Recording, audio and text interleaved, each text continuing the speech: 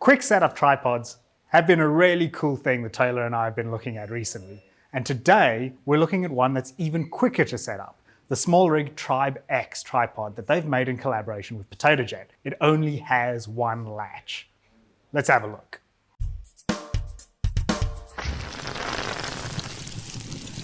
Before we get into things, I want to give a big thanks to Cinemachine for letting us use their space to film this video.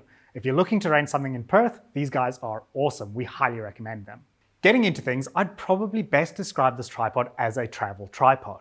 It weighs only 3.8 kilograms because it's made mostly of carbon fiber. It's just really handy when you're packing light, and you can still strap it on a bag as well. Now, just because the tripod's fairly lightweight doesn't mean that it's not rigid. The legs can support up to 25 kilograms and the head can support up to 6. You can also swap the tripod head out with another video flathead if you want to.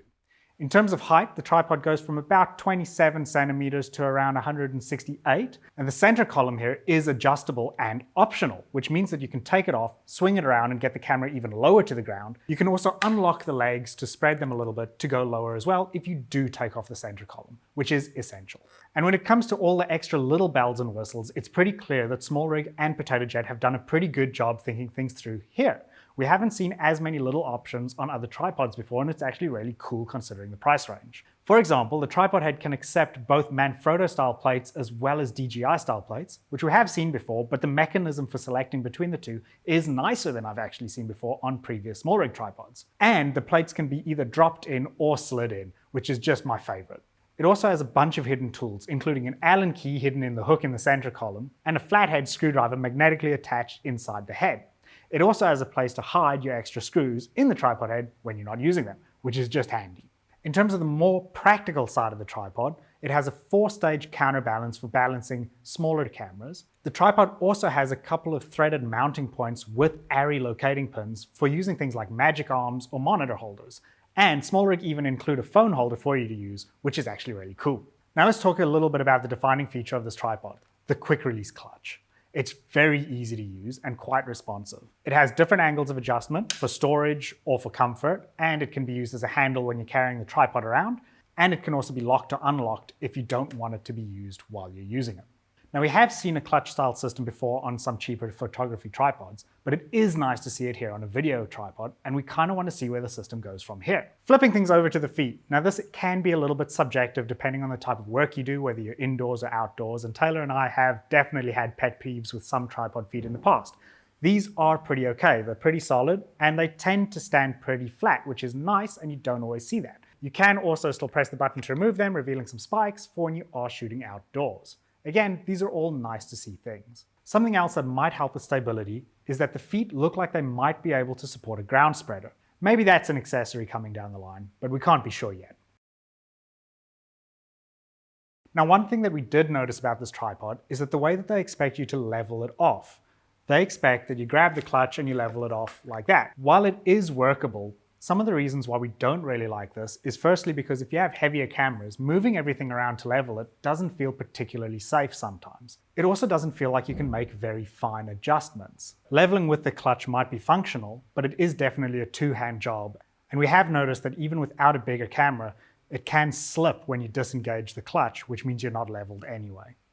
The other thing is, if you do want to use the tripod at its max extension, you have to sacrifice some height on some of the legs to get things leveled out. Now, Taylor and I have worked around this by using a third-party adapter with a leveling joint in it. And that does work really well, and obviously you can do that yourself as well. We'll put a link down in the description if you're interested. However, we do think that SmallRig could include something like this in a revision, and it would solve the problem for us.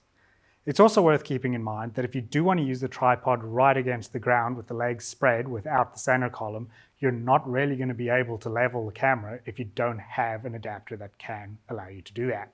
When it comes to the weight capacity of the legs, 25 kilograms sounds like a lot, and I know we've all seen the videos of PotatoJet dangling off of them. However, just because a tripod can support that weight doesn't mean that it's stable while supporting that weight. We think that when you're using bigger cameras with longer lenses, the legs just aren't quite stable enough to give you a really smooth pan and a tilt. These can get a little bit wobbly. You can add a counterweight to help with this, but it would still be really cool to see a more expensive option from SmallRig with beefier legs. And if they do that, it would also be nice to see a bigger head as well, because 6 kilograms probably isn't going to cut it for those bigger cameras we're talking about. And while they say 6 kilograms, for bigger cameras like my C400 with a V-lock and a monitor, it doesn't quite support it even with the counterbalance set all the way to 3. The last sort of con that we do want to talk about is that we're not sure that the maximum height that these go to without using the center column is all that good. And if you do have to raise the center column, you're going to sacrifice even more stability.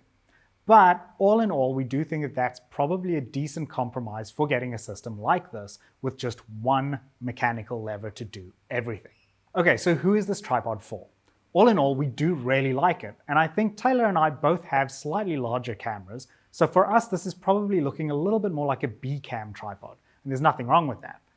For people that have smaller cameras, you might still want to consider this for your A-camera tripod. It's fairly compact and lightweight, and it is still pretty affordable even with its niche selling point. And it is just light enough to work as a travel tripod.